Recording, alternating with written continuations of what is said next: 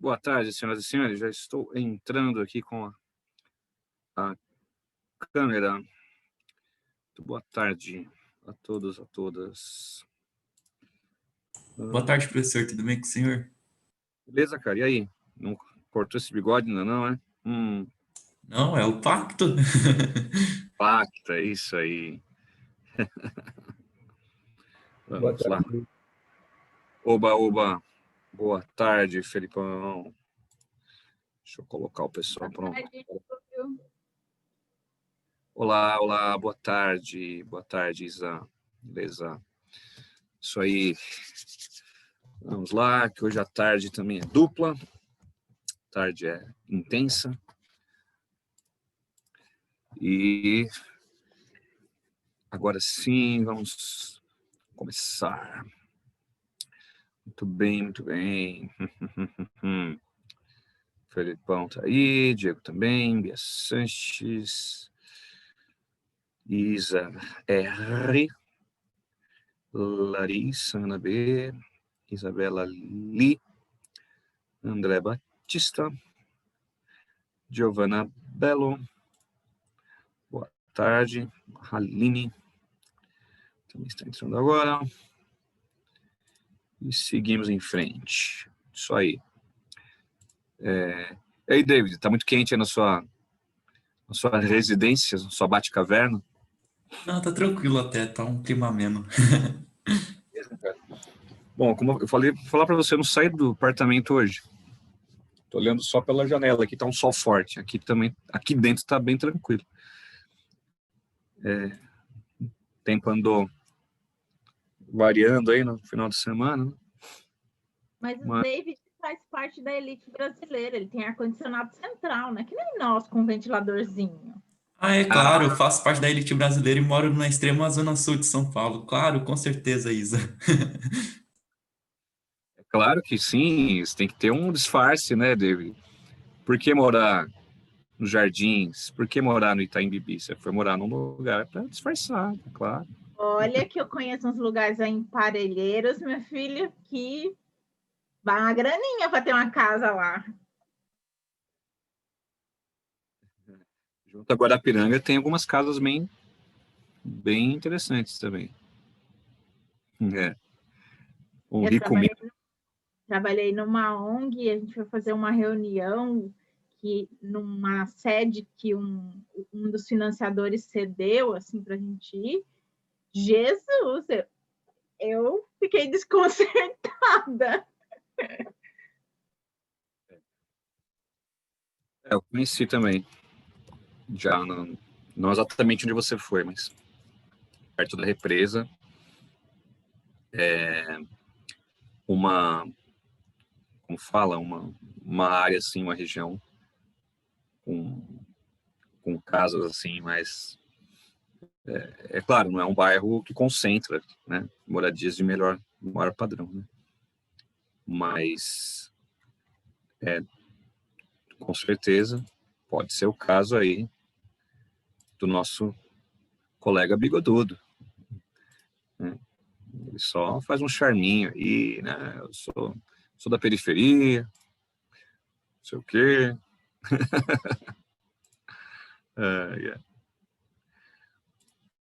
Esse David, sempre com surpresa, David. Sempre você nos surpreende com alguma coisa. Ô, professor, mas o que eu ganho aí com esse pacto aí de ficar com bigode? Porque, sinceramente, não tá aguentando mais, hein? Tá aguentando? Como assim? Sei lá, ainda não me acostumei. Espero que você me dê um bom prêmio quando a gente voltar, hein? Porque, ó, já tô uns meses aí, hein? Quanto tempo já? Olha, eu acho que uns 2, 3 meses por aí, não sei, chutando assim. 3 meses. 3 meses não é nada. Vai ficar 3 anos. Olha que eu aceito o desafio, hein? Quero ver ficar o tempo de graduação inteiro. Aí sim, aí você pode reclamar. Não, ok.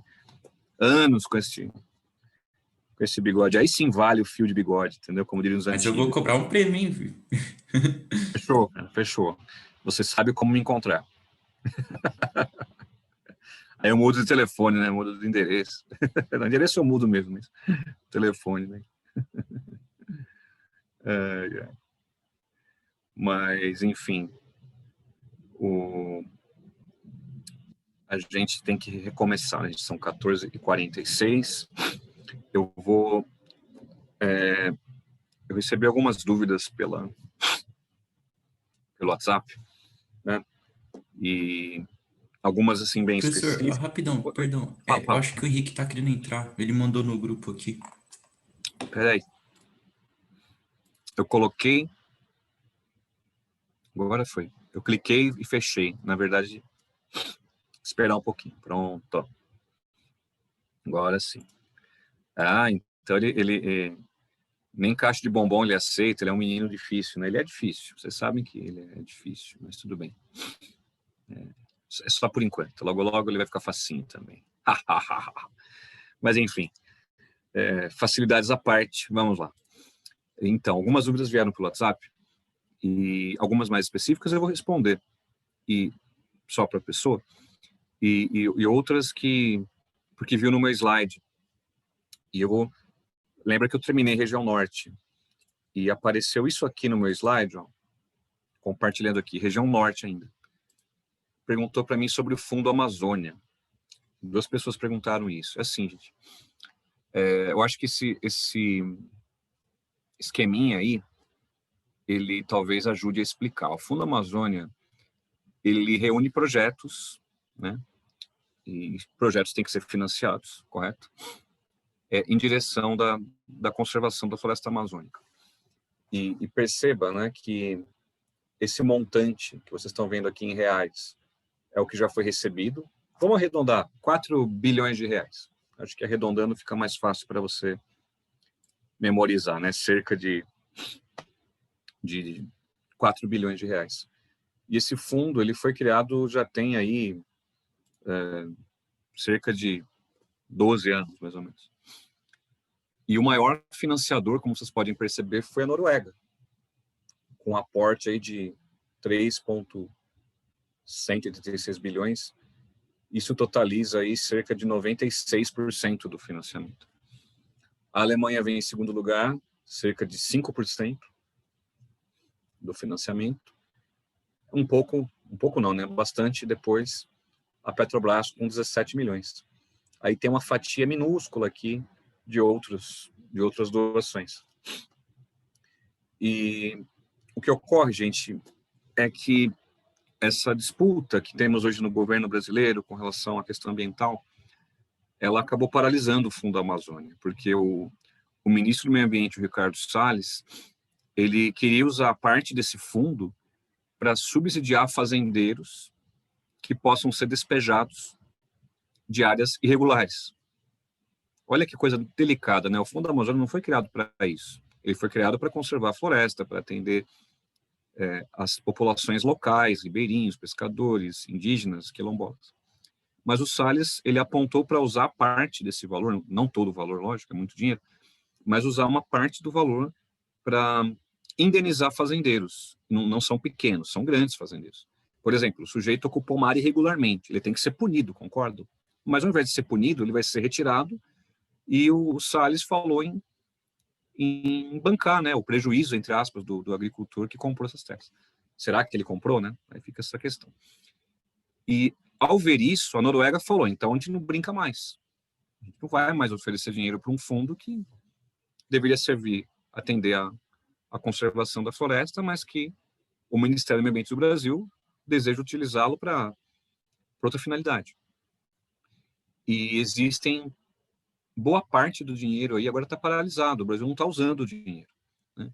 E isso virou um imbróglio jurídico, porque o dinheiro está aqui, né? Mas o dinheiro poderia ser confiscado, devolvido, tudo por conta dessas confusões, né, em relação ao que é o Fundo Amazônia, né? Qual é a serventia desse fundo.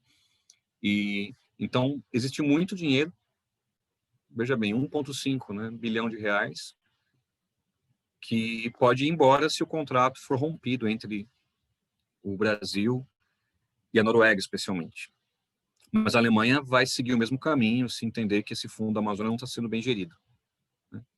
Então, isso é um tema de atualidade do final do ano passado, né? Por que é do final do ano passado? Porque foi no final do ano passado que surgiu esse acenamento, esse apontamento, aliás, do Salles em pegar recursos do Fundo Amazônia para sustentar agricultores. E é um assunto deste ano? Ainda é. Para pensar, ainda é, porque não foi resolvido. Então, eu até olhei, estou pegando aqui no meu telefone celular, aquele que o David Yamamoto já está mandando corações e memes para mim há um certo tempo, uma reportagem de 26/10, né, uma reportagem, portanto, extremamente recente,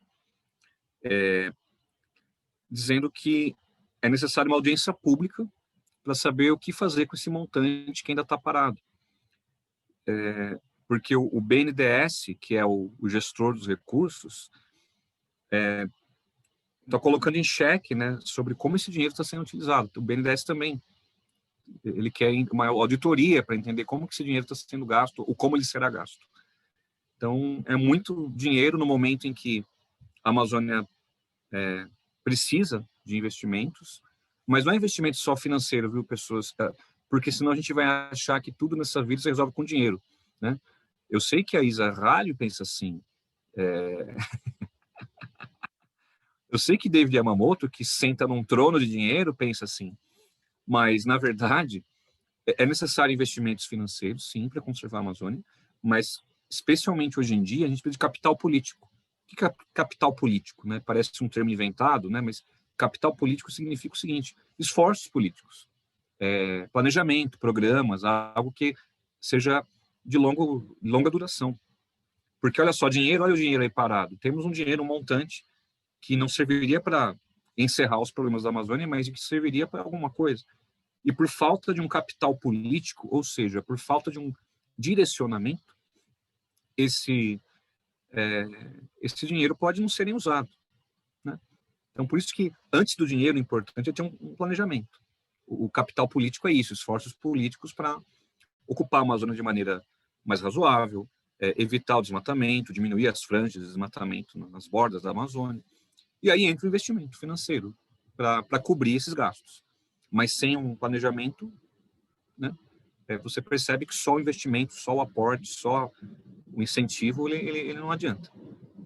Então, isso sim o vestibular pode perguntar ainda, né? Porque o desmatamento da Amazônia é um tema que recentemente foi bastante apontado, né, pela imprensa. A negação do governo em relação ao aumento do desmatamento também foi um ponto, né, destacado pela mídia. Então, o vestibular pode recuperar isso. Lembra do Fundo Amazônia, que em 2019 deu tantas polêmicas? O que acontece com ele? Então, de repente, é um tema que ainda dá para dizer que é um tema de atualidades, porque não foi encerrado o problema. Diga, David. Professor, não é que não jogar os países ou tal, mas tipo, eu não quero acreditar que tipo seja, vou doar para preservar o ambiente. Tem algum interesse desses países em participarem desse fundo ou tipo por é, para preservar o ambiente, que eu acho que é bem provável. Tem algum interesse envolvido? Olha, sempre quando eu falei isso, David, nas minhas aulas, eu nunca precisei tomar cuidado com as minhas palavras, nunca. Nunca precisei. Você sabe que antigamente, David, antigamente assim, quando eu dava aula uns 10 anos atrás, a minha aula sobre aquecimento global era muito diferente da de hoje em dia, mas muito diferente. Eu contrapunha teorias, apontava outros caminhos, mas se eu faço isso hoje em dia, um terraplanista aí vai achar, tá vendo, o professor Júlio, ele nega o aquecimento global. É isso aí, Julião, também não acredito nele. Então hoje eu piso em ovos para explicar alguns temas, para não incitar uma interpretação equivocada. Né? O aluno pode ser assim, sincero: Júlio, eu não entendi o que você quis dizer, você pode me explicar essa teoria que você apresentou? Ou ele pode pegar uma fala da minha aula, colocar na sua rede social, dizer: o meu professor de geografia é um daqueles que não acredita no aquecimento global, é isso aí, estamos junto, Trump 2021.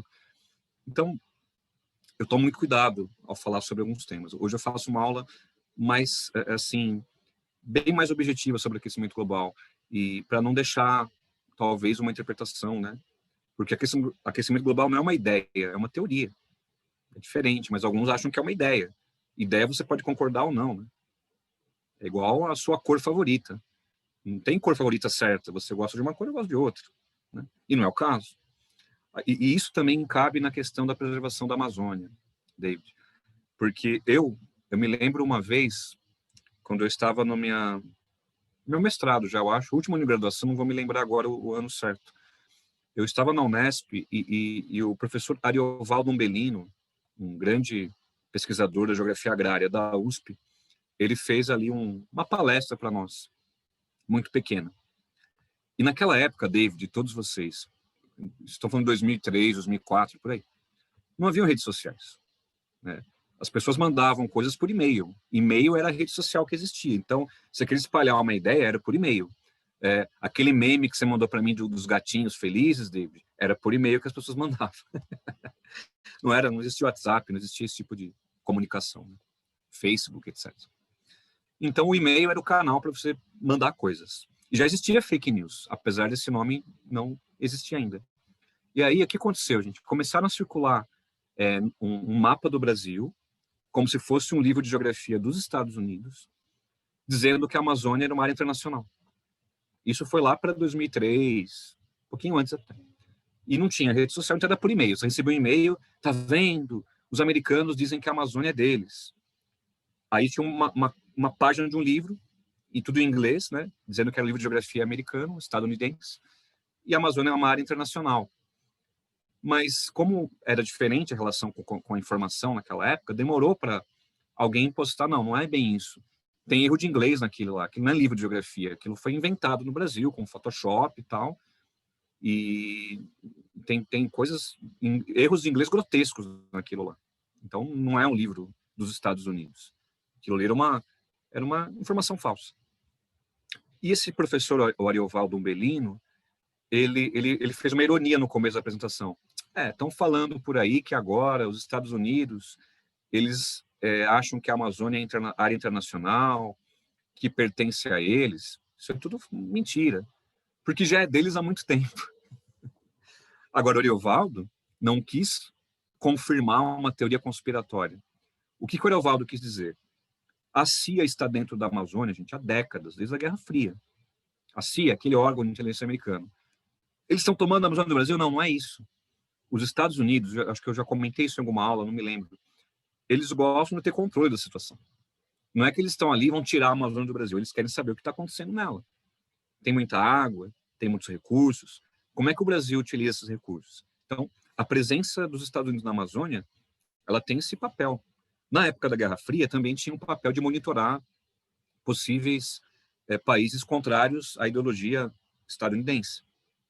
O Plano Colômbia de combate às drogas trouxe tropas americanas para a Amazônia colombiana, vizinha Amazônia brasileira. E há empresas que praticam biopirataria na Amazônia, que retiram da Amazônia espécies de plantas nativas ou animais mortos para desenvolver vacinas, por exemplo. Isso acontece, isso não é conspiração, isso acontece mesmo. Porque você vai passar pelo aeroporto, ninguém vai abrir mala por mala, correto? O detector é de metais, não de plantas exóticas. Como é que eu não sei se alguém não está levando uma planta exótica da Amazônia para clonar ou retirar alguma informação científica importante? Aí, de repente, um grande laboratório descobre um remédio, alguma vacina, algo do tipo, patenteia a sua descoberta e o Brasil não ganha nada com isso. Isso é biopirataria, né? Não é tráfico de animais, veja bem. A biopirataria é você fazer uma descoberta científica a partir de uma planta ou animal exóticos de um determinado país, um determinado lugar, e você retira sem o consentimento do país. Então, David, isso já acontece. Isso tudo acontece, não é de hoje. Tem um caso famoso, depois procurem, que é o do cupuaçu. Cupuaçu é uma fruta típica, né, da Amazônia. Os japoneses patentearam a palavra cupuaçu. Então, qualquer derivado do cupuaçu, doces, sorvetes, etc., etc., era necessário pagar royalties para os japoneses. O Brasil entrou com um recurso no AMC, ganhou do Japão, e isso tudo foi desfeito. Também uma época que não tinha rede social, era e-mail. Era uma campanha chamada O Cupuaçu é Nosso.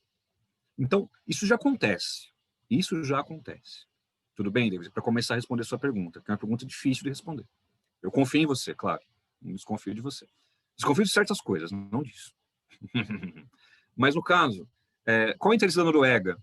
A Noruega é um país ultra desenvolvido. Não é que ele não tem nenhum problema dentro do seu próprio território, tem, mas comparando com outros países, é um país de alto nível social, o maior IDH do planeta é o da Noruega, sempre os rankings de IDH são divulgados, a Noruega está no topo.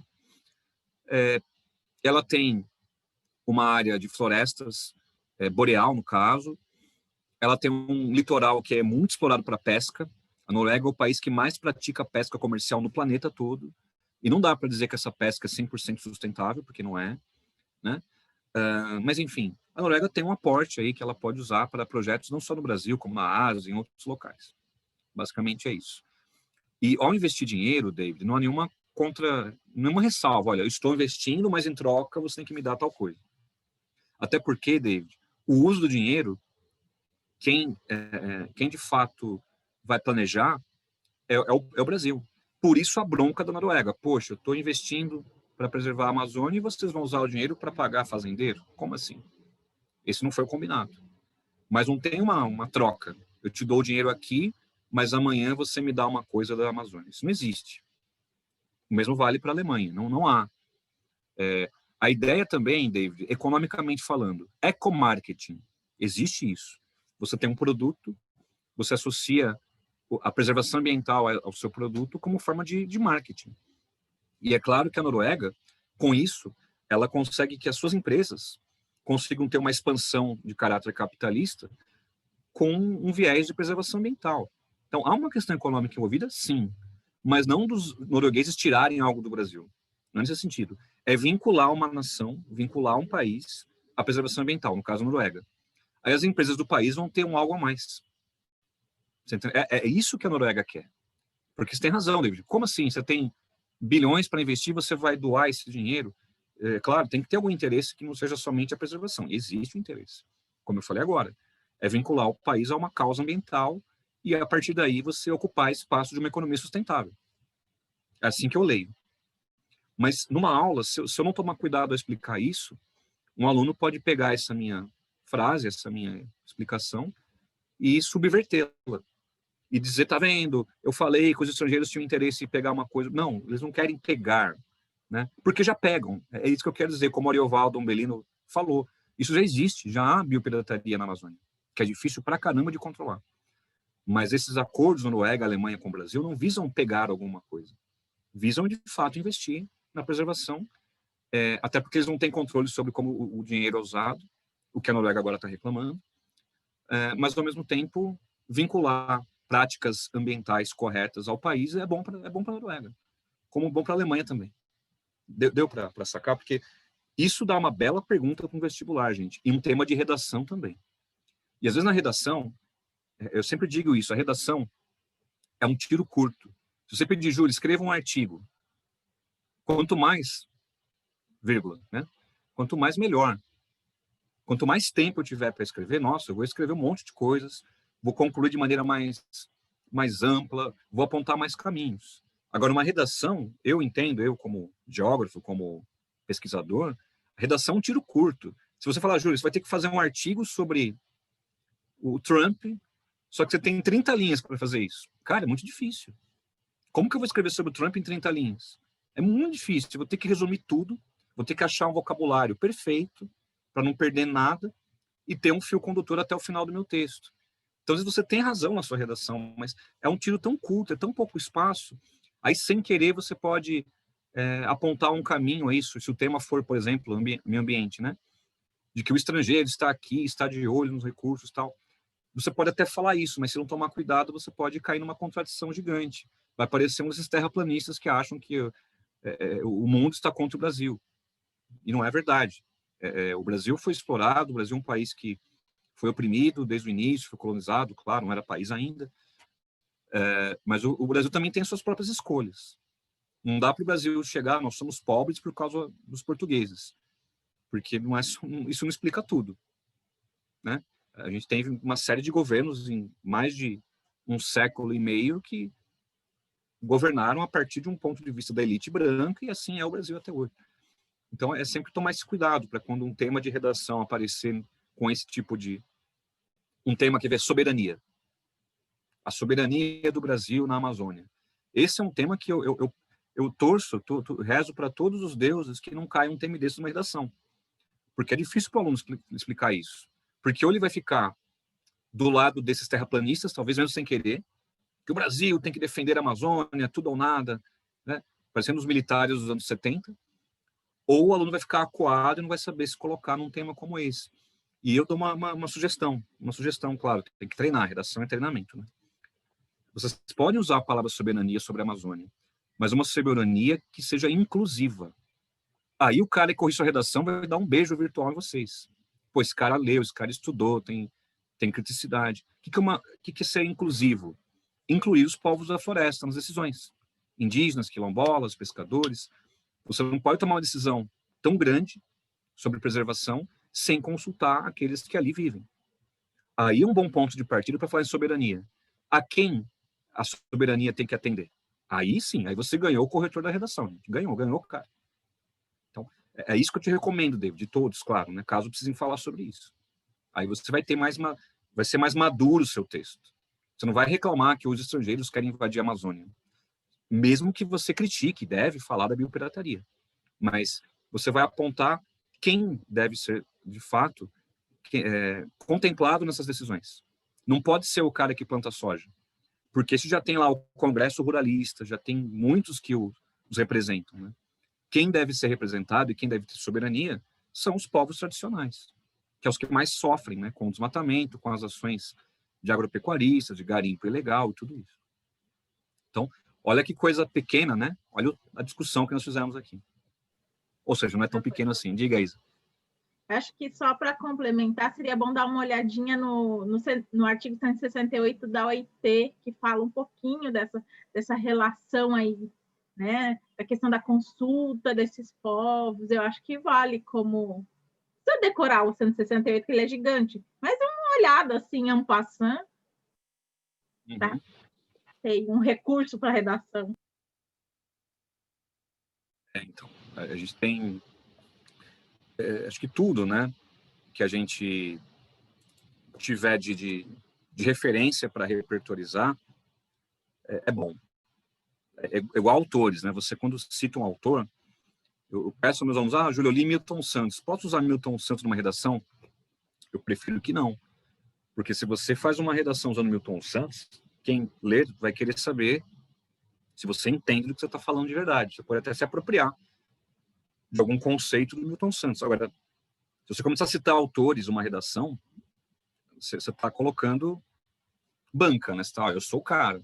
Mas você é o cara mesmo, você domina esse autor ao ponto de citá-lo num texto e manter essa ideia. Por isso que é bom ter repertório, para você escolher aquilo que você tem. Eu li o Bauman, Zygmunt Bauman, Modernidade Líquida, Mundo Líquido. Eu quero usar o Bauman. Você domina, você lê e consegue se articular com o Bauman? Ótimo, utiliza. Eu li o David Harvey, eu li, enfim, Sigmund Freud. O que você leu faz parte do seu repertório. Mesmo não citando o autor ou a obra, faz parte das suas ideias, né? Então, escrever realmente é complicado, né? Formalmente, né? Ainda mais uma redação que, como eu falei, é um tiro curto. Então, o repertório sempre é muito bom. Né? Muito bem, Isa, e muito bem todas. Eu vou agora, finalmente, depois desse debate,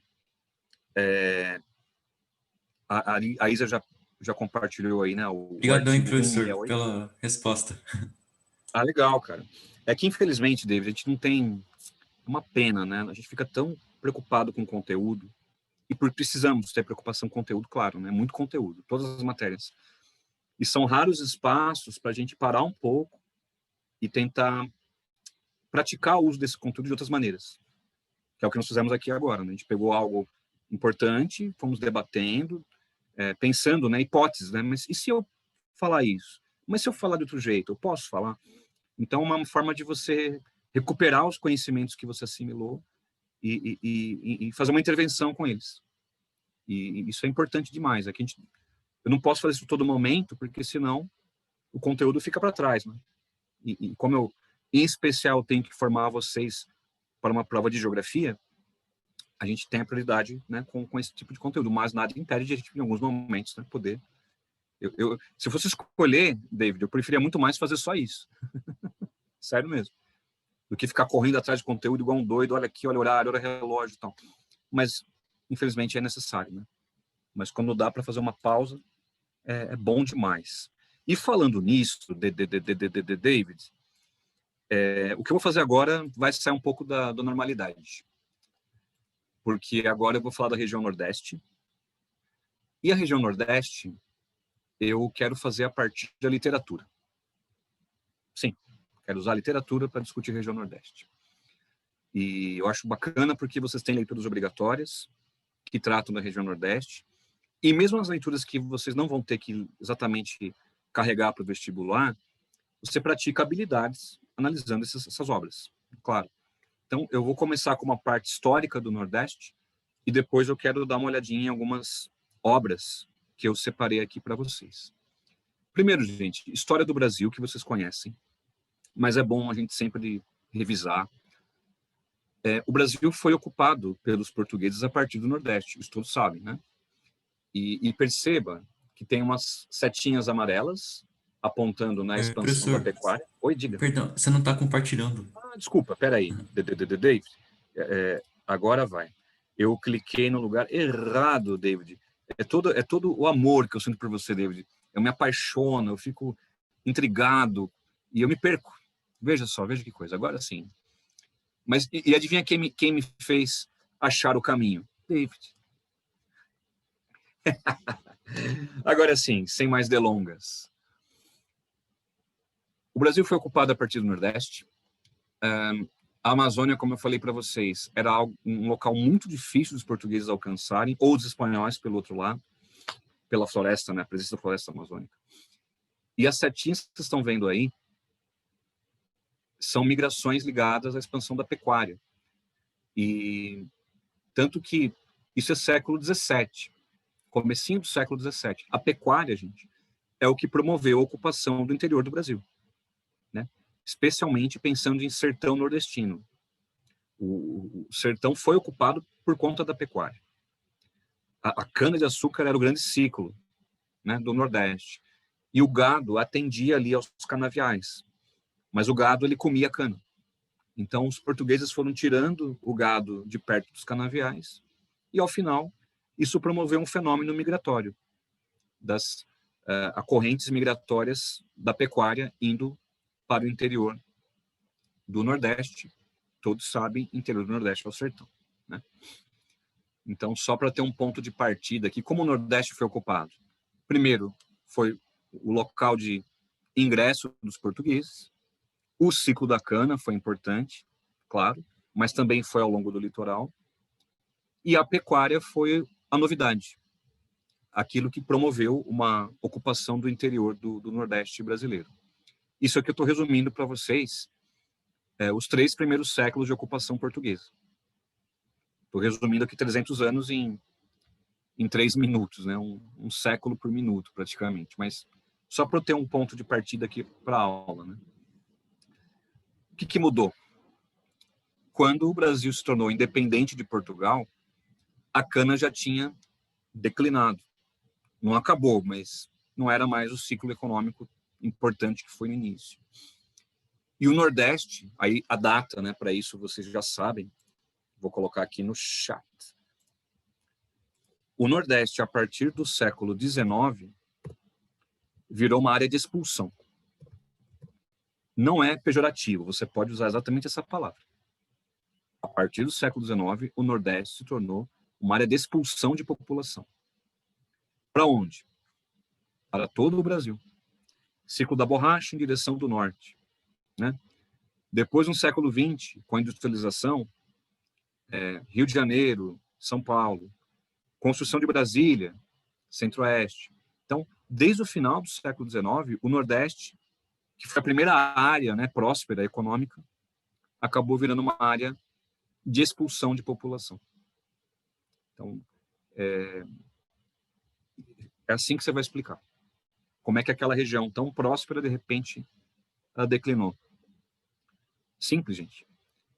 Quando São Paulo passa pelo ciclo do café, o Brasil já era independente.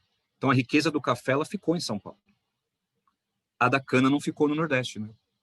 Porque o Brasil era da colônia ainda.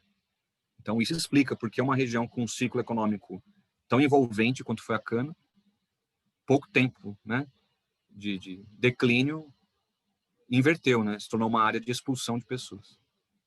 Então, foi uma coincidência histórica, um momento histórico realmente diferente. Então, assim eu consigo explicar para vocês o início e já esse apontamento para o final do século XIX e comecinho do século XX. Só para vocês terem uma organização das ideias aí, tá? Não sou historiador, então estou aqui só ocupando um espaço dessa sua análise, né, da geografia do Nordeste, mas também sem perder a perspectiva histórica. Bom, eu coloquei uma figura típica, né, quando se fala em sertão, a figura do vaqueiro.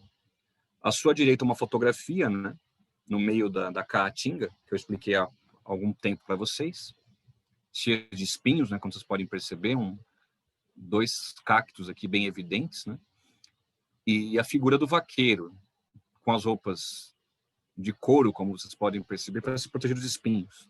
Então, essa roupa típica, né, dos vaqueiros da caatinga. E à sua esquerda, uma representação desse vaqueiro. Lembra do Percival, aquele que eu usei para ilustrar os domínios naturais, né? Olha ele de novo aí, é um livro de 75, mostrando, né, um tipo de vaqueiro, no caso, o vaqueiro do sertão.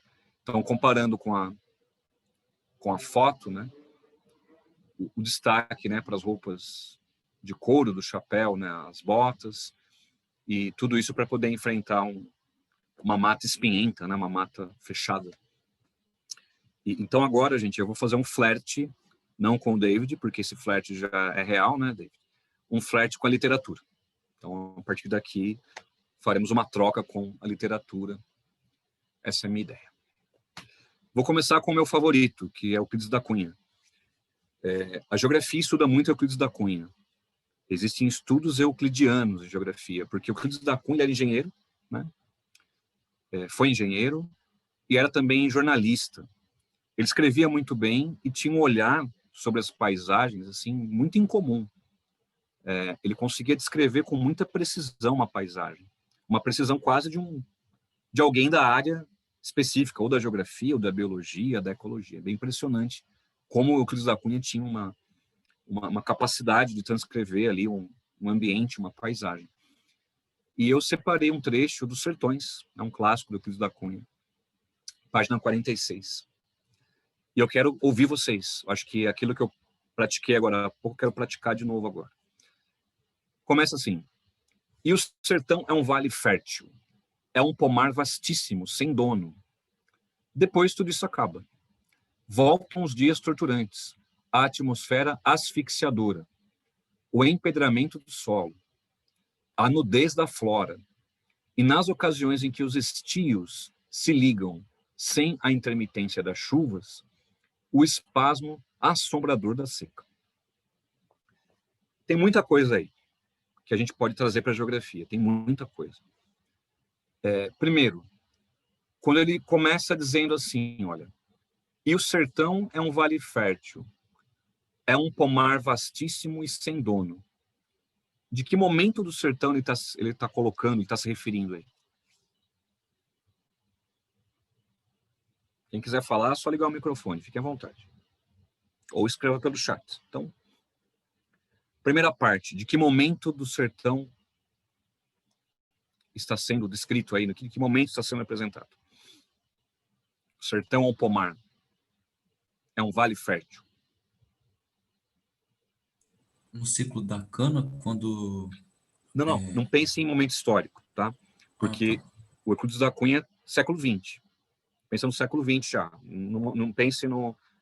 Eu quero saber em relação à paisagem da Caatinga que eu expliquei para vocês, domínios morfoclimáticos. Essa paisagem muda. Ela não é monótona, como parece, às vezes, para nós. Né? Ela muda de tempos em tempos. Então, ao dizer que o sertão vale fértil, o que tinha que estar acontecendo nesse lugar para ser um vale fértil? O Felipão e o Diego colocaram no chat, né? O Felipão no everyone e o Diego só para mim, no privado, mas os dois acertaram. A chuva, gente. O sertão não é totalmente seco ao longo do ano. Em alguns meses, pode ser 2 meses, 3 meses, tem chuva. As chuvas são irregulares. Alguns locais ficam anos até sem chuva e de repente tem chuva. Então, ao dizer que o sertão é um vale fértil, é porque tem fertilidade. Mas para ter fertilidade, tem que ter água. E ele continua, né? Ele diz que é um pomar. Pomar é que vai te dar uma variedade de frutos, né? Vai frutificar. E um recurso que ele usou aqui, gente, interessante, pegando um pouco já a literatura mesmo, né? Quando alguém, antigamente, hoje em dia não se fala mais desse jeito, tá? Em linguagem coloquial. É um pomar vastíssimo e sem dono. Sem dono quer dizer que é grande. Nossa, essa terra aqui não consigo, é terra a perder de vista, não tem dono. É uma forma de você dizer, olha, é muito grande. Então, é para enfatizar o vastíssimo, esse sem dono. É isso que ele quis dizer, né? É uma área grande, você não vê cercas, quer dizer, é enorme. Então, quer dizer que a chuva, ela se espalha. Ela é importante e ela é marcante. É isso que ele quis dizer no comecinho. E aí, o David, e todos, né, percebam que ele continua, depois isso acaba. Quer dizer, vem a seca, que é a maior parte do ano. Ó. Voltam os dias torturantes. A atmosfera asfixiadora. Asfixiar porque o ar é seco, né? Então acabou a chuva. O empedramento do solo. Lembra de uma coisa que eu podia inventar uma questão aqui de geografia com esse trecho? Por que o solo é empedrado? Porque não tem temperismo químico. Então, as pedras, aquele solo pedregoso do sertão, né? É porque falta umidade. O tempo de chuva não é o suficiente para deixar esse solo mais profundo. Então, o solo é muito raso, né? Então, o empedramento do solo tem a ver com isso. O clima seco, ausência de chuvas raras, o solo não é muito profundo. Nudez da flora. O que é uma flora nuda? Não como David, quando desliga a câmera e fica nu. Não é isso. A nudez, a nudez da flora, a árvore perde a folha, né? No período seco. Aí, finalmente, e nas ocasiões em que os estios é seca, tá, gente? Estiagem. Se ligam sem a intermitência das chuvas. Intermitente é uma coisa temporária. Ora chove, ora não chove. O que ele quis dizer com isso? Nas ocasiões em que as secas, os estios, se ligam sem as chuvas, quer dizer, quando fica muito tempo sem chover, o espasmo assombrador da seca. Espasmo é uma coisa que vai e volta, vai e volta, vai e volta. Então, a seca, por vezes, ela permanece muito tempo. Então, como é uma coisa sazonal, pouca chuva e muita seca, ele chamou isso de espasmo.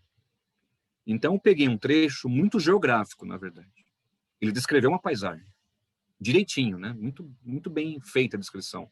Quando chove, como é a paisagem. Depois, quando acaba as chuvas, o retorno do momento da seca. Descreveu muito bem o solo, né? Ao falar do empedramento, né? O solo pedregoso. Então, é assim que você tem um olhar geográfico em relação ao texto literário. Ainda que esse texto me favorece. Não é à toa que eu escolhi esse parágrafo, porque me favorece muito, né? Ele praticamente explicou para nós o que é o sertão. O clima, o solo, a vegetação, tudo num parágrafo.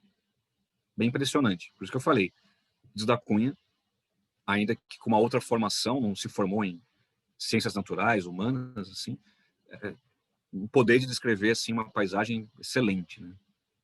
Tudo bem, pessoas? Essa foi, né? Essa foi até tranquila. Coloquei agora o João Cabral de Melo Neto, uma obra mais poética, né? Que é o Morte e Vida Severina.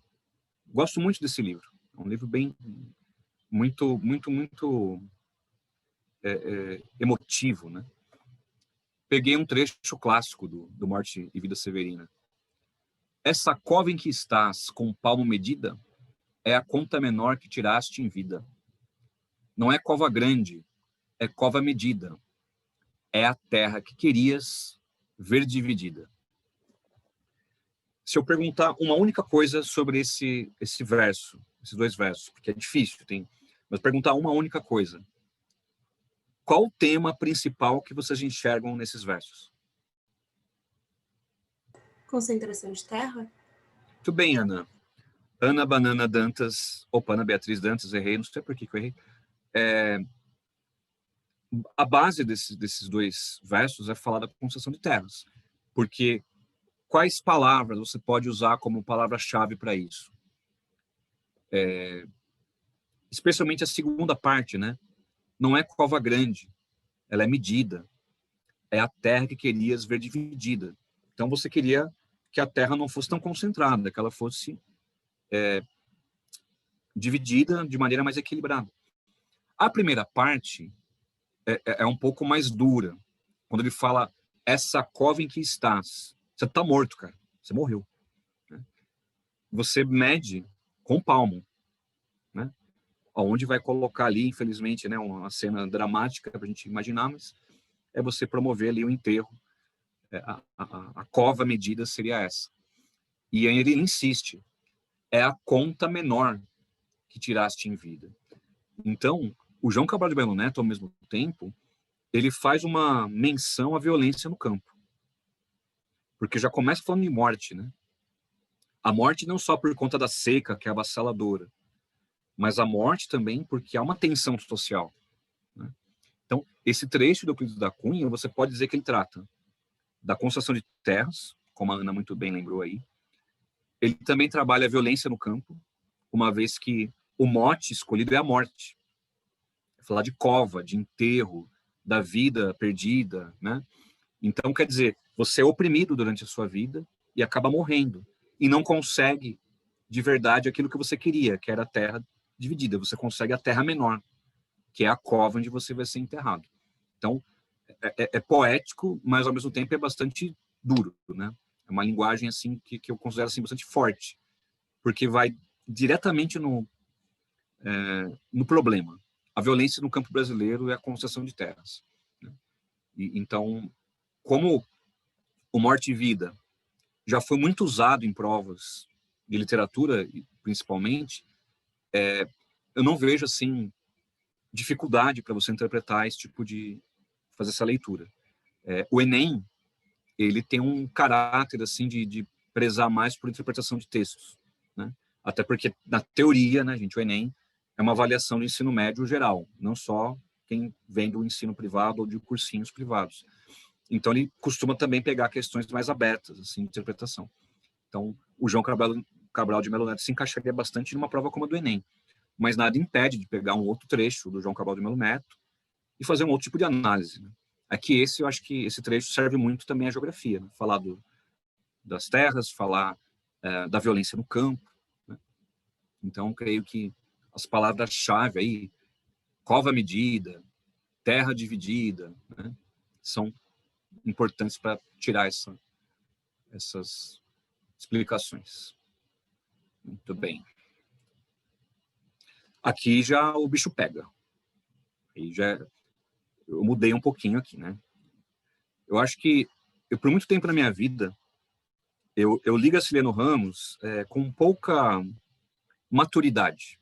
Porque, assim, vocês pegaram outro tempo das escolas, né? Claro, eu me formei em 97. Cada livro desse que vocês estão vendo aí, eu lia um por mês. Era obrigatório, não tinha trabalhinho, valendo nota, era prova, e prova difícil, gente. Era bem pesado. Pega um resumo do livro. Meus professores e professoras tinham um resumo dos livros. Você não dava conta de responder as provas só com resumo de livro. Então, eu tive outro tipo de ensino médio que vocês não tiveram. Bem, não estou dizendo que era melhor, porque também oprimia muito o aluno, né? Mas em termos de conteúdo, eu tive muito mais conteúdo. Agora, boa parte do conteúdo era por ele mesmo também. Aí não adianta, né? Mas, então, quando você está na escola, tem 15 anos, 14, 15 anos, você olha esses livros todos, um calhamaço, com um português mais rebuscado, e acha aquilo um porre, né? E E eu adorava alguns autores quando era adolescente e detestava outros, né? E um daqueles que eu não gostava era o Graciliano Ramos. Eu não tinha maturidade para ler aquilo e entender de certo modo. Depois, já adulto, né, eu voltei a ler Graciliano Ramos já com um outro olhar, né? Aí eu consegui entender a sua genialidade. É um autor genial. É indiscutível isso. E eu peguei 2 trechos do Vidas Secas, bem o comecinho do livro eu peguei. Eu achei melhor pegar bem do começo, página 3. Página 3. Vou ler com vocês e a gente vai analisando como fizemos com os outros. É que aqui vai ser um pouquinho mais detalhado, né? Começa assim. Na planície avermelhada, os juazeiros alargavam 2 manchas verdes. Os infelizes tinham caminhado o dia inteiro, estavam cansados e famintos. Ordinariamente andavam pouco, mas como haviam repousado bastante na areia do Rio Seco, a viagem progredira bem 3 léguas. Fazia horas que procurava uma sombra. A folhagem dos juazeiros apareceu longe, através dos galhos pelados da caatinga rala. Tinham deixado os caminhos cheios de espinho e seixos, fazia horas que pisavam à margem do rio, a lama seca e rachada que escaldava os pés. Então, tem bastante coisa aí. Primeiro, eu quero de novo flertar com a literatura aqui, só um pouquinho. Porque tem muitas provas que buscam questões interdisciplinares, né? E literatura e geografia casam muito bem. E no caso, olhem a linguagem, né? Parar, ponto. Ponto. A linguagem é muito cansativa, é de propósito, é para você ficar cansado também. Para você tentar se colocar no lugar daquele que anda no sertão, com aquele calor infernal, com aquele tempo seco. Então, o Graciliano Ramos, ele achou uma forma de produzir o seu texto para te colocar dentro daquela paisagem.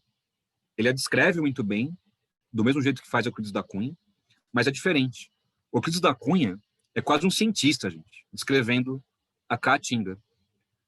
O Graciliano Ramos, ele também tem uma visão científica, mas tenta colocar o leitor dentro dessa paisagem, coisa que o Euclides da Cunha já não fazia, né? Então, por isso que você começa a ler e cansa.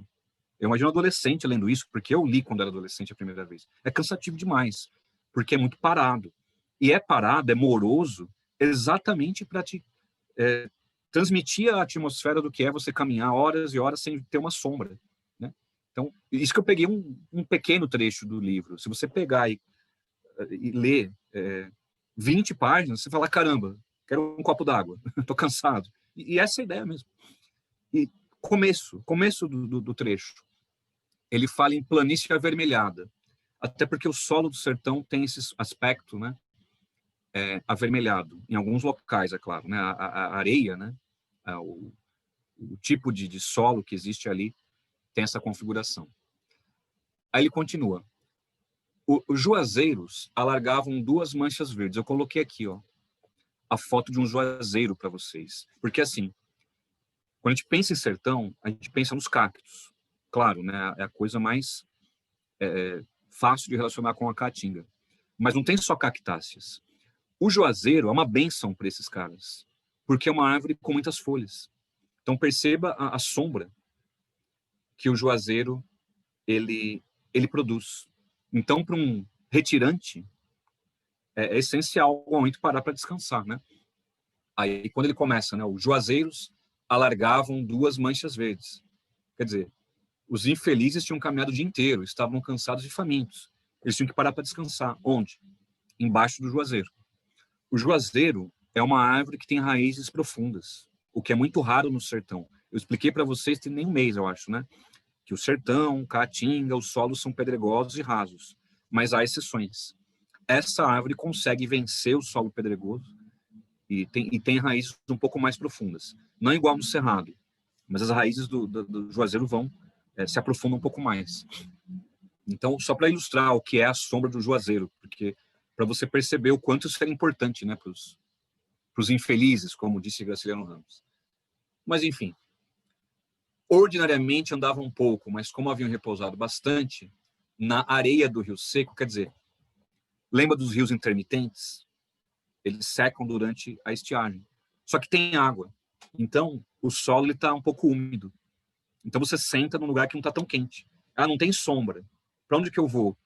Eu vou para o leito do rio que está seco, porque embaixo tem água ainda. Então, não está aquele solo pelando, aquele calor intenso. Você consegue descansar um pouquinho. Mesmo sem sombra, pelo menos você consegue ter um descanso, né? Um descanso melhor. E ele continua. Olha tudo que eu estou explicando aqui, gente, em 4 linhas. Fazia horas que procuraram uma sombra. Então, andaram, pararam no rio seco, continuaram andando até achar os juazeiros, né? E aí ele continua, né? A folhagem dos juazeiros, vocês estão vendo a folhagem aí, apareceu longe, através dos galhos pelados, né? Galhos pelados porque boa parte da caatinga não tem folhas grandes, né? São folhas pequenas ou folhas ausentes. E ao final, esse trecho que eu separei para vocês, tinham deixado os caminhos cheios de espinho e seixos. Alguém sabe o que são seixos? Eu não sei explicar. É a mesma coisa que na minha região diz muito vereda para seixos. Eu não sei. Vereda do rio, vereda do córrego, vereda da mata. Na verdade, Isa, tem termos regionalizados, né, que mudam o significado do conceito. Seixo em geologia são pedras pequenas. Faz sentido você falar em veredas, porque você pode encontrar seixos nas veredas. Tá? Mas o seixo é uma pedrinha. Então, quando ele coloca assim, lembra, o Euclides da Cunha era mais cientista, vamos dizer assim, entre aspas, né? O Graciliano Ramos não. Então ele falou assim, Júlio? o solo pedregoso. O solo pedregoso. Entendeu? Porque para nós, pedregulho é aquela pedra mais arredondada que dá na beira d'água, que ela foi desgastada pela água. Exatamente. É isso mesmo. Mas você percebeu, ele usou um termo correto, inclusive, né? Mas para dizer isso, ele andava, tinha espinhos da vegetação e as pedras, porque o solo é pedregoso. Ainda mais porque eles... Olha só, que a Isa já desvendou aí, ó. Fazia horas que pisavam a margem do rio. Então, na margem do rio tem pedrinhas, porque o rio vai carregando essas pedrinhas, né? Só que o rio secou. O que restou? As pedrinhas. São esses seixos. Essas pedrinhas arredondadas, né? Como você falou, que ficam junto do leito do rio. Então, de novo, uma menção ao solo pedregoso, às pedrinhas e tal. E aí ele falava assim, fazia horas que pisavam a margem do rio, a lama seca e rachada. Quer dizer, olha, tem uma diferença, né, entre o lugar que eles estavam antes, que provavelmente ofereceu conforto, que foi a areia do rio seco, para a lama seca e rachada. Lembrando, gente, que eu pulei algumas linhas, né? Eu coloquei esse símbolo aqui porque não foi uma continuação do mesmo parágrafo. Isso aqui já é outro parágrafo. Então, no início ele falou deles repousarem no rio seco. Ufa, estou bem aqui porque não está tão quente. Mas continuaram andando e pegaram a lama escaldante. Quer dizer, aquela lama que tomou sol o dia todo, ela rachava, escaldava os pés. Quer dizer, aqui você tem um vocabulário rico, né? Alguns recursos literários bem interessantes do autor para tentar mostrar como é a paisagem da Caatinga, até emocionalmente, né? Você se sentia ali junto com os personagens, os infelizes, no caso. Então, um autor genial, gente. Realmente um autor genial, o Graciliano Ramos, né? E o Vidas Secas é um clássico, é uma obra realmente que do começo ao fim ela consegue retratar a questão da seca, o latifúndio, a exploração do trabalhador, os retirantes. Não é tão poético, aquela linguagem mais poética como o Morte e Vida Severina. É uma linguagem um pouco diferente, mas retrata os mesmos assuntos. Falar dos retirantes, falar do latifúndio, falar da concentração de terras, da violência, tudo isso está em Vidas Secas também. Muito bem. Peguei outra obra do Ramos. Né? Peguei uma outra obra do Graciliano Ramos e, pô, Júlio, você virou fã do cara? Olha, de certo modo, sim. Mas eu também estou acompanhando aqui as obras que são requisitadas em vestibulares. No caso, o Angústia. Eu nunca tinha lido Angústia na minha vida até o ano passado. Nunca tinha lido esse livro. E no meu tempo de estudante nunca foi sequer uma leitura citada como obrigatória, né? E aí, curiosamente, no colégio que eu dou aula, um professor ia trabalhar o Angústia com os alunos e eu resolvi ler. Não li o livro todo, mas ele me apontou alguns capítulos. Olha, Júlio, lê isso daqui que eu acho que tem a ver, a gente pode fazer um trabalho em conjunto. E assumo que eu não li o livro completo.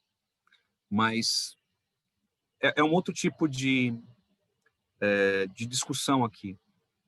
Porque o livro, esse texto que eu separei para vocês, não se passa no sertão. Se passa na capital. No caso, Maceió, capital do estado do Alagoas. Mas ele faz uma menção honrosa ao sertão, então vou ler e analisar com vocês. Começa assim. Afasto-me outra vez da realidade, mas agora não vejo os navios. Se ele fala em navio, porque ele está no litoral, né? A recordação da cidade grande desapareceu. Desapareceu completamente. O bonde, ele estava num bonde, roda para oeste, dirige-se ao interior. Então, as 3 primeiras linhas, ele está dizendo que o litoral está de um lado, o interior está do outro. Ele está saindo do litoral. Pegou o bonde que está indo para o oeste, né? Então, geograficamente, é isso. Tenho a impressão que ele vai me levar ao meu município sertanejo. Opa! Então, ele veio do sertão.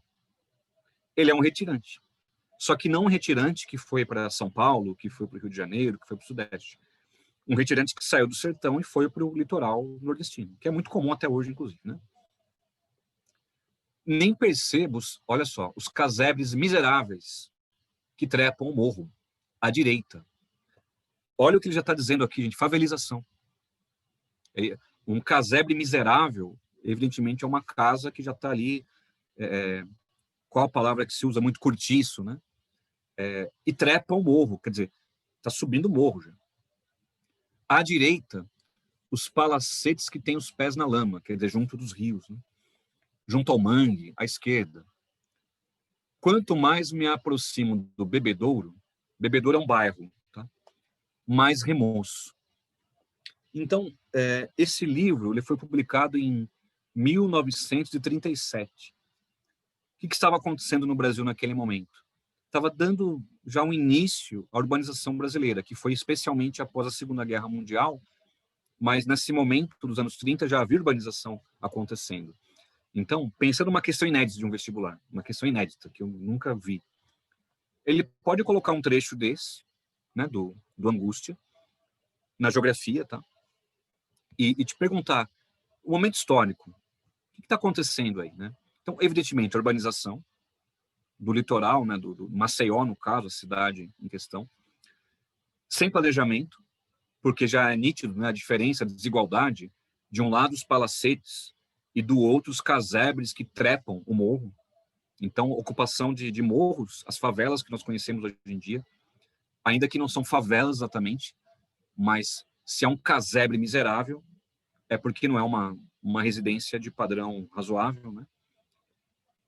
E a questão do retirante também, né, representado de uma maneira diferente. Não foi mostrado como Vidas Secas o processo do retirante sair do sertão. Ele está mostrando já o sujeito assentado no litoral, já numa cidade litorânea, né? Então, estou aqui elaborando algo inédito, pegando esse trecho do Angústia, tá? E o mangue, né? Estou aqui pensando em outra coisa. É uma época que existia mangue ainda, né?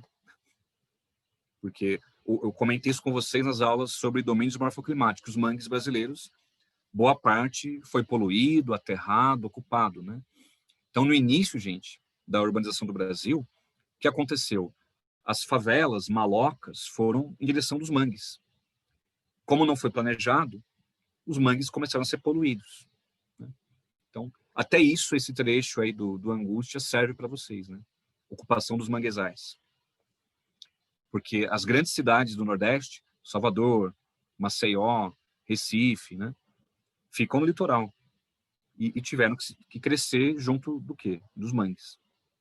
Então, são alguns temas aí que você pode retirar desse trecho aí do Angústia. Tá? Alguma dúvida, gente? Tranquilos? Tranquilas? Boa? Boa? Legal. Agora eu vou mudar um pouco de panorama. Eu trouxe o Ariano Suassuna, não um livro, mas uma entrevista com o Ariano Suassuna, grande, também autor nordestino, né? Que trata do sertão, né, aliás, e do Nordeste de maneira geral. O Suassuna, deixa eu para não falar uma bobagem aqui para vocês. Cadê? Ariano Suassuna.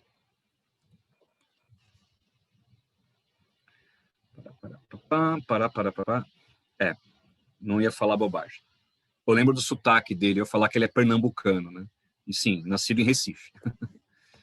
O Suassuna, assim, ele deu uma entrevista à Carta Capital, isso em 2014 ainda, né? Ano da Copa do Mundo no Brasil. E a entrevista foi num momento em que havia muitas manifestações em relação a movimentos sem teto, a polícia entrando em áreas de periferia e com violência. Então, olhem o que o Suassuna disse a esse respeito. Muito legal. A mesma dilaceração que havia em Canudos há na cidade, entre nós e a favela. Veja bem, eu não idealizo o povo brasileiro. Em Canudos havia ladrões de cavalo, assassinos, do jeito que hoje na favela tem traficante, tem bandido. Mas a maioria da população, em ambos os casos, né, tanto em Canudos quanto nas favelas atuais, é ordeira e trabalhadora. Quando vejo a polícia cercando as favelas, eu vejo o povo real de Canudos. Se eu te der esse trecho e pedir assim para você, analise esse trecho e trace um paralelo entre a revolta de Canudos, que foi citada aí no trecho, trace um paralelo entre a revolta de Canudos e o que vemos hoje em dia acontecer nas favelas aqui de São Paulo, por exemplo. Deixa eu só mudar aqui minha câmera, porque eu vou desaparecer para vocês. Espera aí. Vão achar que eu sou invisível. Pronto, é a cortina, agora sim. Não virei fantasma, David. O David mandou um coraçãozinho para mim. Júlio, cadê você? Estou aqui, David, relaxa, tá tudo bem. Vou voltar à minha pergunta, porque até eu me perdi aqui. Tração paralela entre Canudos, a revolta de Canudos, e os dias atuais, as favelas de São Paulo, do Rio, não importa o estado ou a cidade. Qual a comparação que o Suassuna faz? O que há em comum entre a revolta de Canudos e o que ocorre em algumas favelas brasileiras? Conseguiram captar o que ele quis comparar? Repressão pela violência? Bem, David, repressão pela violência. E por parte de quem essa violência? Da polícia. Em Canudos foi a mesma coisa. Só que não era a polícia naquela época, eu acho. Tropas, né, exército. Mas faltou só uma coisa. A mando de quem essa violência? Estado. Aí, Henrique, tá aí. O Suassuna não citou Estado nesse trecho. Estado com letra maiúscula. Mas é isso que ele quer dizer. O que aconteceu em Canudos foi uma pressão do Estado. Quando a Ana falou, polícia, não, exército, isso, os militares. Mas a mando de quem? Do Estado brasileiro, que entendia que Canudos era uma ameaça. Imagina, um líder religioso, Antônio Conselheiro, mobiliza a população em prol de uma causa. Qual causa? Reforma agrária. Né? Então, já nos dias de hoje, e o Suassuna cita no finalzinho, né? Quando vejo a polícia cercando as favelas, vejo o povo de Canudos. Porque a opressão de forças policiais a mando do Estado em prol de algum interesse. Agora, vejam, cai muito naquele tema que o David perguntou no começo da aula, né? Sobre ocuparem a Amazônia. É outro tema polêmico, né? Quando vocês tiverem que tratar desse assunto, também eu peço muito, mas muito cuidado. Porque quando falamos da polícia como uma instituição, aí ok. Uma coisa é a instituição polícia militar, outra coisa é o policial. Né? Ah, mas ele faz parte da instituição. É claro que faz parte. Mas cuidado ao explicar isso, para não parecer que você está generalizando um ato, uma ação, uma atitude. Há uma instituição chamada Polícia Militar, que tem uma hierarquia, né? E o comando dessa Polícia Militar, isso sim você pode questionar e questionar com bastante veracidade, né? São Paulo, que é a cidade mais rica do Brasil, onde há mais, talvez, investimentos, né, econômicos, talvez não, né? É a cidade que mais tem investimentos econômicos, mídias, tanto mídias oficiais, canais de TV, quanto mídias alternativas, redes sociais, e ainda assim há uma violência policial enorme. E onde essa violência ocorre? Em periferias, né? Ano passado, eu me lembro que ocorreu bem no finalzinho do ano, vocês devem lembrar disso, em Paraisópolis, um baile, o famoso baile da 17, em que supostamente, né, dois bandidos, né, que estavam com a moto roubada, essa foi a explicação, subiram em direção do baile, a polícia foi atrás, gerou um tumulto no baile e alguns meninos foram mortos. 15 anos, 16 anos, crianças, adolescentes, né? E de novo veio esse tema. E aí? De quem é a culpa? Ah, mas é uma área violenta. Aí, aquela típica frase da classe média que se aliena, né? Não toda a classe média é alienada, mas uma parte dela se aliena. Olhem a opinião do Suassuna. Eu não idealizo o povo brasileiro. Em Canudos, havia ladrões de cavalo e assassinos, como na favela hoje tem traficante e bandido. Mas a maioria não é traficante e bandido. Você não pode agir numa periferia, não só de São Paulo, como de qualquer outro lugar, como se todo habitante da periferia fosse um traficante super armado e uma ameaça a todos na sociedade.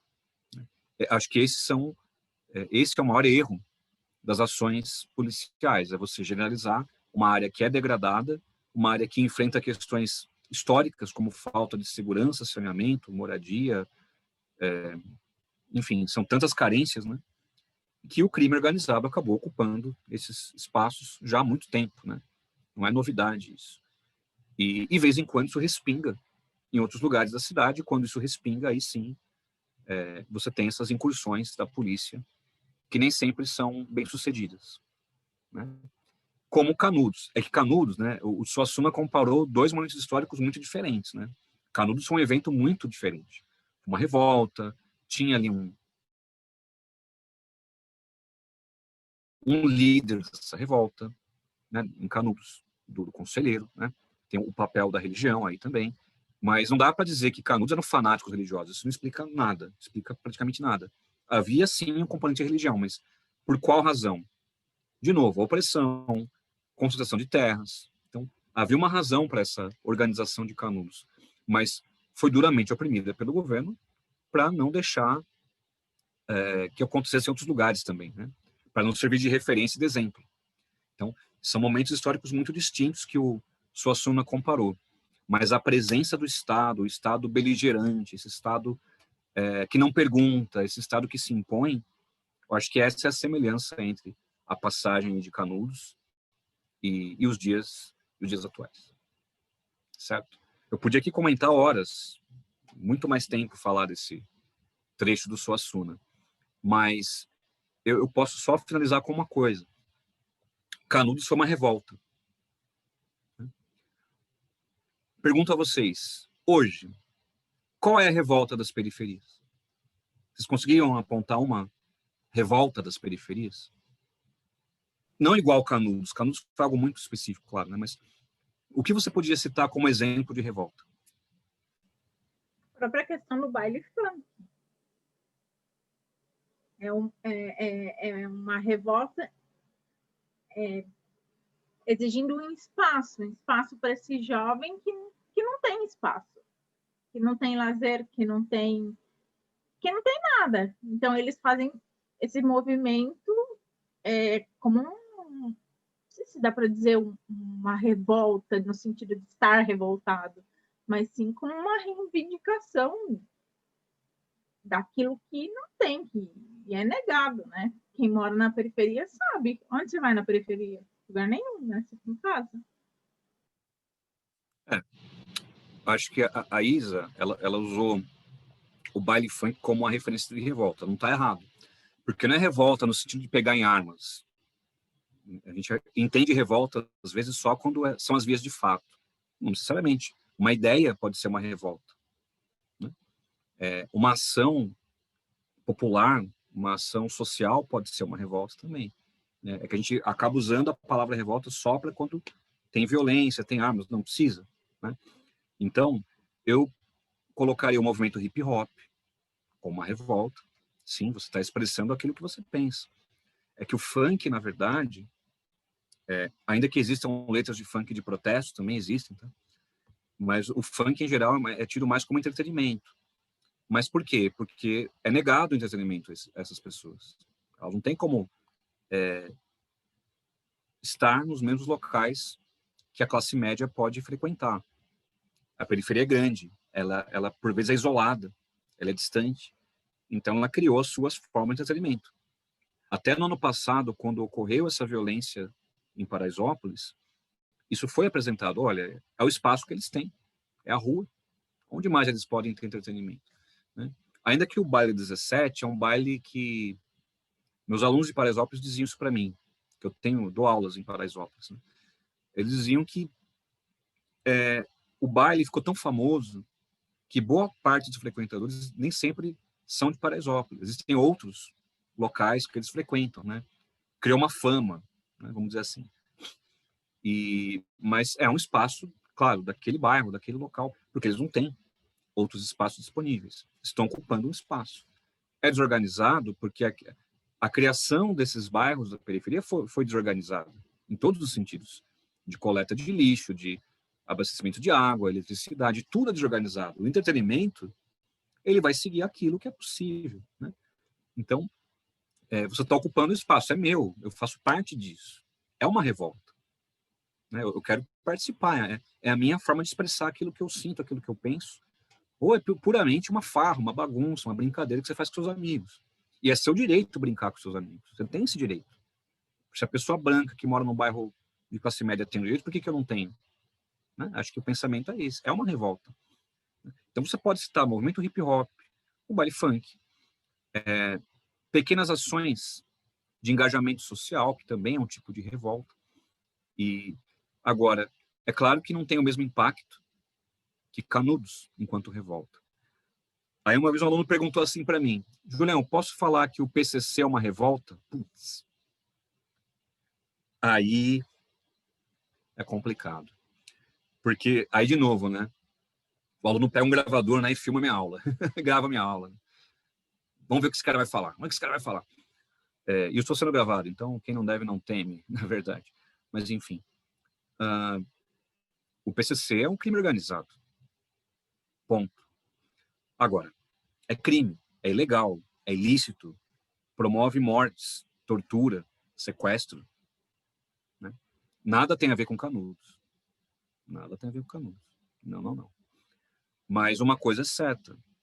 De onde surge o PCC? Da ausência do Estado. Então, o PCC, ele usa o seguinte artifício. Tá vendo? O Estado abandonou você. Olha teu pai e tua mãe. Olha como eles trabalham o dia todo e não tem quase nada. Eu posso te ajudar. Então, o discurso do PCC é sedutor. Para um jovem da periferia e para um jovem que é violentado a todo momento, sofre preconceitos, enfim. Então, é um discurso sedutor. Ele seduz o jovem e não se preocupa com ele. Porque se morre, ele tem outros tantos que vão ingressar no crime no lugar desse que morreu. Então, o PCC não é Canudo, gente. Longe, não é. Ele tem um interesse que é vender drogas. E precisa dessa mão de obra jovem para isso. Né? Então, é um discurso sedutor do capitalismo, do consumo, para ingressar o jovem no crime, que é substituível. Não tem uma causa. Não tem, gente. A causa, entre aspas, não é bem uma causa, é um objetivo, vender drogas e usar os jovens como mão de obra. Então, não dá para fazer uma comparação. É um tipo de revolta. O crime organizado, sim. Dá para falar que é um tipo de revolta. A palavra não está tão equivocada assim. mas não comparando com o que falamos aqui do movimento hip hop, ou historicamente olhar para Canudos. Não é esse tipo de comparação que você vai fazer, mas que de fato é uma consequência da ausência do Estado,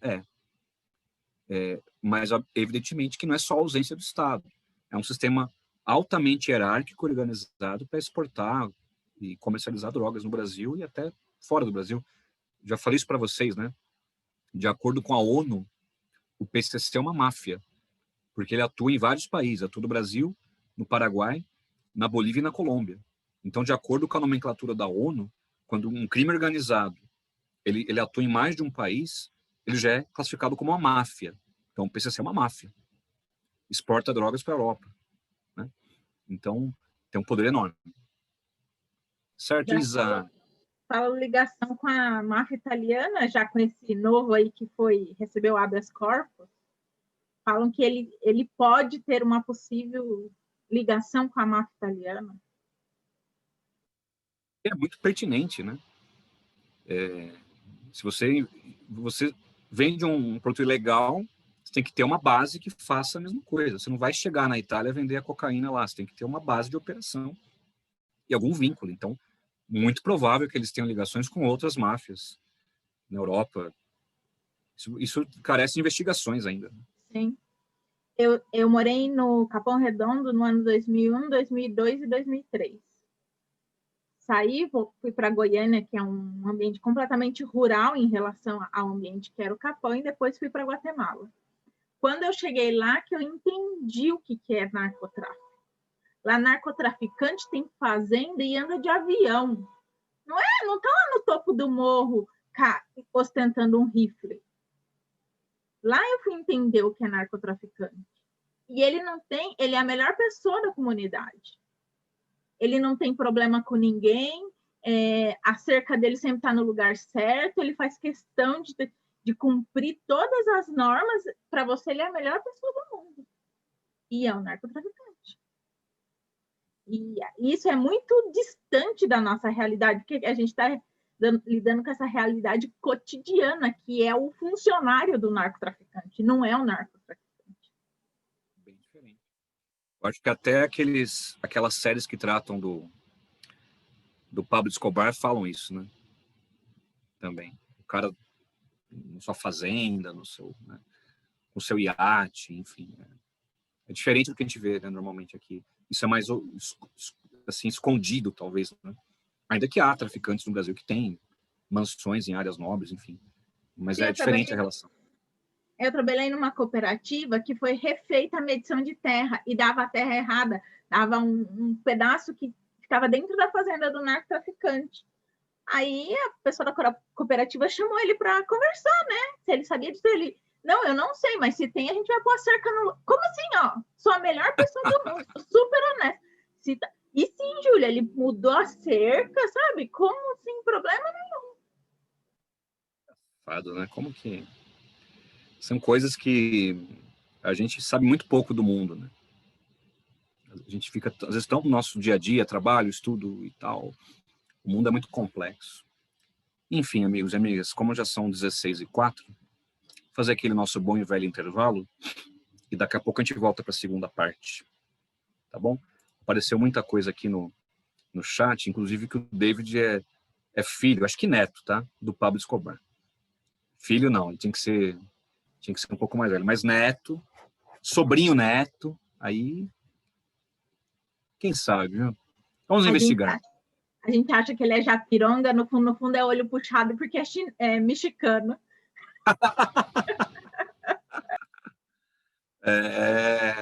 É o Chapo. Descobrindo a minha identidade. Tá aí. Muito bem. Descobertas sendo feitas na aula de geografia, muito bom. Vou te derrubar, hein, Isa? Vai te derrubar. Gente, daqui a pouco a gente volta.